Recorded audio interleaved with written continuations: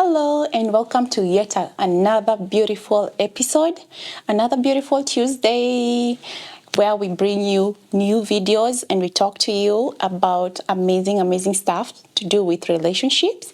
And if it's your first time here, I am Jacinta, your relationship coach. Please remember to like the video, go back, watch previous videos and share this video with someone that you know might need this information, as well as remember to subscribe. And if you're coming back here, you're a frequent subscriber, frequent visitor of the page, karibu sana, and thank you for your support. I really appreciate it. So this month, it has been all about love. And as you're wrapping up, first of all, can you believe that the month is ending in the last week of the month, which is amazing. It only comes to show that the year is not new anymore. March is the third month, so I'm looking forward to March. How has your year been so far? If it has been as interesting as mine, please comment down below. I'd just like to know a bit about it. And as we said in the first video, if you did not watch it, please go back. February has been all about love. We have spoken all things love, all things about you. I just wanted you to focus on yourself this month. And in the light to that, the last or closing topic of the month of February for me will be about how I was able to cultivate my self-love. Yes, this is a question that a lot of people have asked me, especially on Facebook, where I had the masterclass. If you're not able to join it, it happened on Saturday, but I do have a recording. So if you missed it, please feel free to DM me on all my social medias, Facebook, Instagram, TikTok, or even comment down below recording, and I'll send you the recording of the video. It was such an insightful class, and this was one of the topics that I covered. It was how to be able to cultivate self-love, and I'll just be telling you how I personally was able to achieve this. So welcome.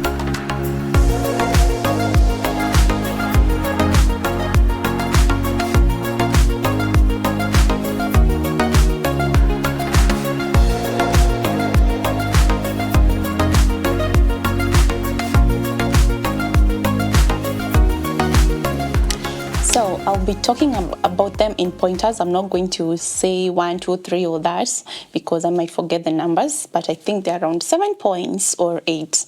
So the first thing, I'll just go to the very first thing of what I personally was able to do to cultivate my self-love, was to actually walk out of my toxic relationship. What do I mean by that? You will never say you love yourself more by actually saying that you love yourself, but you're in an environment that doesn't serve you, in an environment that doesn't make you feel appreciated, that doesn't make you feel loved. That will never work. So for me, that was the first thing that I was actually able to do. It was to distance myself. It was to choose me. And choosing me meant that I'm choosing myself despite being in this relationship that was not working for me, this relationship where I was not feeling appreciated, loved, that was full of abuse. That for me was the first step. And to be honest, your surroundings, so people around you, the way they treat you, that will say a lot about how you view yourself. People normally treat us the way we see ourselves. You might be saying, oh, I love myself. Oh, I'm really good to myself. I know what is good for me. I have these standards. But show me the people that you're dating. Show me how your friends treat you. Show me how your parents talk to you. It will tell me a lot about what you think about yourself and the image that you portray out there. It's normally not about what you're telling yourself. It's about how you present yourself. So how about looking at that, especially in terms of standards? The standards that we set for ourselves, they determine so much about the people that we let into our lives, or the people that we date, the people that you're in relationships with, even the people that we call our friends. Yes, so that for me was the first thing.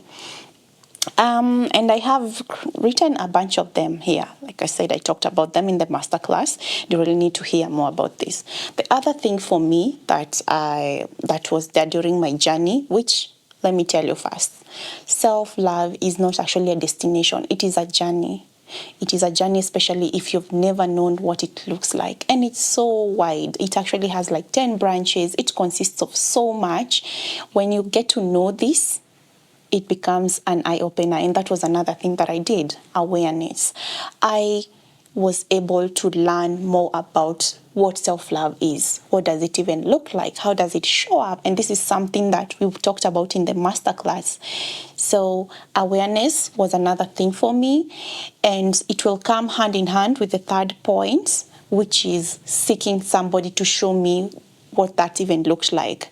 So I got a bunch of, I spoke about it to my therapists. I had friends who were there for me. So this is number 3, which is like a support system. I had people around me who are willing to show me and even talk to me about it. So like I am telling you about self-love, if you have just been hearing about it, you've never actually experienced it. You might not, it's like looking for something that you don't even know how it looks like. So how about going to somebody who has an idea of how it may look like, because you might be surprised. And in light of that, let me just give you a light bulb moment. Light bulb moment is that when I talked about the 10 branches of self-love, the things like self-trust. Did you know that trusting yourself is actually a way of you loving yourself? Yes. Did you know that even forgiving yourself is another thing, self-forgiveness is also a branch of self-love? Did you know that also even valuing yourself, that is also you loving yourself? So it's not just about the normal things that we know. Self-love is so wide. So for me, it was getting a support system which comprised of therapists, of trusted, and I say trusted because not everyone is for you. Some people will just tell you things and you know they're not serving you. So trusted family and friends. It consisted of coaches. I normally talk a lot about coaches like myself because I had to get help. And I normally say that when you're ready, the teacher appears. So if you're there, you're seated and you're wondering, how can I do this? Maybe this is your sign. Maybe this is what you needed to know. Just DM me, tell me, I feel like I am ready to know more about this. So a support system is one thing that is very important. That was an eye-opener for me. I said the previous one was about awareness, even learning, getting to understand what is self-awareness. That was huge for me. It was like an eye-opener. Oh, I did not have this. The other thing, maybe I can just point out and say it is number 4, is something that I've just talked about. It was self-forgiveness, and not just self-forgiveness, just forgiveness as a whole. Forgiving myself for having put up with things that were bringing me down, for having even been in a relationship that was not serving me, for having had a past that had people that I allowed in my life who were not good for me, whether be it family or even friends. And this is something that you can even think about. Remember of the people who you've brought into your life who have hurt you. And even in light of not just forgiving yourself, it's also forgiving these people and letting it go. Normally say that forgiveness is not about the other person. It's normally about you. Because what hatred or resentment, what resentment does, it's like, we normally say it's like an acid in a bottle. It will normally, you will not see it because you're the one, your body or yourself, you're like the container that is holding the acid. So what it does is that it's eating you in the inside. So when you forgive, you let go, you accept peace, you accept, you're ready to just open a new phase of your life. We normally say that life is like a book. You keep opening the next chapter. Just say, well, they served their purpose. They were in that chapter. It's okay. Thank you for the lessons. Thank you for the good things that you gave me. But I'm stepping on to the next phase of my life. So that was for me. Forgiveness was a really huge thing towards my journey to self-love. On to the next thing, which is, I think, the 5th point for me, was actually acceptance. It was accepting that what has happened has happened. What has happened has actually happened, and let me just move on with my life. And this comes to also accept that as much as other people have hurt you in your life, you've also played a role. Like maybe my standards were too low. Maybe my boundaries were too shaky. I played a role in whatever happened. That is what acceptance is all about. And when it's acceptance is like removing all those clothes from your closet, actually just rearranging them, picking and just putting things in order in your life, saying this is okay, so that these skeletons or these demons don't come back to haunt you later. It's really huge. You cannot just close a door and be like, it's done. Okay, I've left them. Let me just move on. No, it will come back to haunt you if you do not address those parts. If you do not accept that, yes, it happened. Yes, I'm sorry for whatever happened, for how I hurt myself, and even for the ways that I played in the situation happening the way it did. But now I'm ready to move on and to move on to the next chapter of my life and to look forward to bigger and better days of my life. I normally say that your future is normally greater than your past. So whatever happened, you don't really have to dwell on it. But at the same time, you acknowledge that it happened. Don't bury your head in the sand and assume that it did not happen, because it did. It happened and it hurt you and it was just there. The sixth point is self-care. For me, it's what most of us actually associate to self-love. It is just one branch of the 10 branches of self-love. And learning to take care of myself, learning to look good, learning to be comfortable on myself, enhancing my beauty with maybe makeup, whether it's doing your nails, whether it's going to the spa, whether it's just enjoying a nice meal somewhere, a drive, just enjoying or giving yourself the small luxuries of life.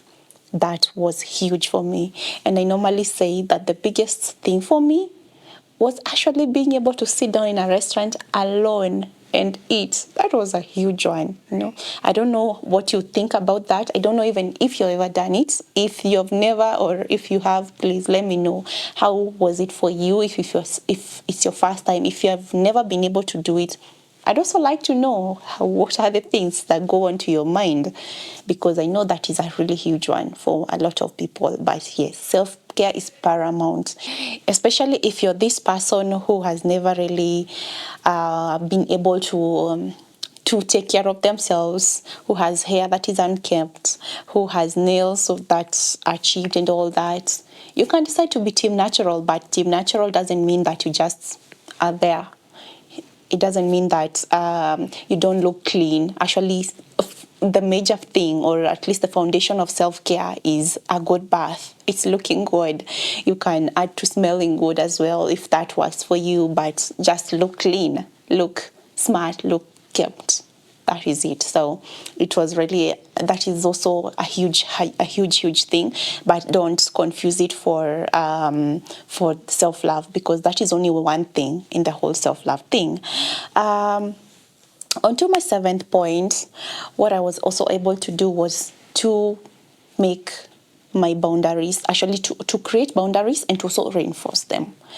Remember that in abuse, what really enables it is lack of boundaries. So I had to come up with boundaries on people around me, or with people around me. And what do boundaries look like? I normally say the simplest way to look at them, it's like in your house, you have a gate. Especially if you're in Kenya or in Africa, we all have homes. Maybe most of us are in homes that have gates. So it's knowing who do you peep at the keyhole, who do you peep from outside your gate, who do you let just stay outside your gate of the house. The other cycle is who do you let into your gate but not through your main door. Who do you let into your gate but not inside your door. The other person is who do you let inside the door. The people that you let inside the door into your house, those are the people that you're most vulnerable with. Those are the people that you can talk to about things that are really dear to you, this is what boundaries look like. And it's not just to protect yourself, but it is also to protect other people. Ensuring that I did not overstep other people's boundaries as well. This is something that I came to know and to learn in my journey of self-love. The other thing was just being able to even know how do reinforcing boundaries look like. Because most of the time when people set boundaries, we tend to have abusive people, narcissistic people, they tend to push those boundaries. And if you have no idea about boundaries, you'll be okay putting them down. It's like, what do we allow? What have you allowed in your life? What are the things that you say, no, this line you will not cross? That is what reinforcement is all about. And it's about creating consequences. If you cross this line, then this will happen. And how ready or how willing are you to actually uphold this or do what you have said you will do, because if you just making threats, then that is not a boundary, or you're not reinforcing your boundaries. So this is something that I came to learn in my journey, and it has really helped me. And it has just been something that I have come to learn is actually a fundamental thing that everybody needs to learn. Boundaries. That is something that you cannot miss. The last thing, which is the 8th point, that I came to practice a lot, which has become one of the things, my regular thing to do, is journaling. It is noting down my emotions, my feelings, just documenting how my life is moving along, because this will come like a great pointer towards what is important to you and what is not important to you. And this is something that I have come to realize that some people don't even have an idea that it actually even exists. First of all, journaling is good for your mental well-being and for your emotional well-being. Why? It helps you. Now that I go back, like I know I started journaling like 2 years, let's say back in 2022, that's when I started my journey. And it was during this time, all I can go back and check the entries that I've made, and I see emotional growth. I see how I used to react back then is not the way I react now. I've also used journaling to ground me, to be able to emotionally regulate, like when you're so angry or when something has happened, maybe you're sad, rather than lashing out, rather than externalizing it, how about just writing it down, taking your time? It will first of all help you to calm down, and you'll be able to even see, okay, before I say this, what am I even saying? You'll be able to evaluate yourself. You'll be able to even notice, what are my triggers? What is this thing? Ask yourself, what is this thing that made me so angry? Because most of the time, it's not the thing that has made you angry. It's what is behind that. Or what is the thing that you're remembering? Maybe somebody one day told you that you're stupid, and somebody else here has just come and done something that has made you feel like you're stupid. And so you're trying to combine these two emotions, and that's what is making you so angry. So journaling is a huge part of self-love. So these are the 8 pointers that personally I went through in my journey, which I'm still on even right now. I've said that self-love is a journey, it's not a destination. And I hope it really helps, especially to every woman or man out there who is wondering, how can I get to love myself more? How can I just fall in love with myself? And how do I even look at myself and think that, hey, it is said that before you even think of looking for a relationship, especially when you're single, look at yourself in the mirror and ask yourself, if I was somebody else, would I be willing to marry myself, or would I be willing to be in a relationship with myself? And if the answer is yes, then you're ready to be in a relationship. If the answer is yes, but I feel like I'm too reactive, or maybe I'm still too clingy because I don't know what I want with myself, and that is another, maybe a bonus point. Find out what you're in love with, find out about your hobbies, find out about yourself more, because that is something that I had to learn. Then get these lessons first. Get to understand yourself first. Fall in love with yourself first. It's not cliche, no matter how much it is said that love yourself first and then you'll be able to attract the love of your life. It is actually a fact. So if you found this helpful, please share this video so that more people get to hear this message. And I just want to wish you a very wonderful March. And so I'll see you in the next video. Please don't forget to subscribe, share, and like this video. And DM me on all my social medias. DM me, tell me, are you taking any notes? Am I helping you in any way? Why do you feel like maybe I'm crossing the line? I don't know. Let me know. I'll look forward to hearing from you. So until next time, the next video, bye-bye.